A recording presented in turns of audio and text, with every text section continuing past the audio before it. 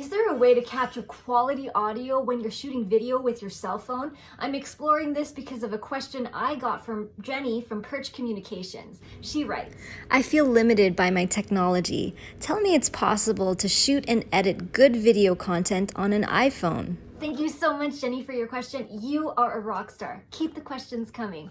I picked up this audio kit from one of my favorite companies, Rode. It is the Wireless Go kit, and I'm going to test it out for you. It comes with a receiver and transmitter, a fur windshield, 2 USB-C cables, an SC4 cable, and a carrying pouch. And to use it with your phone, you'll also need to buy a connector like this and an adapter like this. And make sure you check what type of phone connector you need. I'm using the mic now, and the transmitter is now synced up to the receiver, and I'm going to compare the sounds. This is what it sounds like right now, and this is without the Wireless Go. Wow, mind blown. The sound is so much more amplified because of that internal power source that it has, which is rechargeable, and that's amazing. I hope you found this video helpful. I'm going to be using my Rode Wireless Go for future videos. Follow me for more real awesome tips.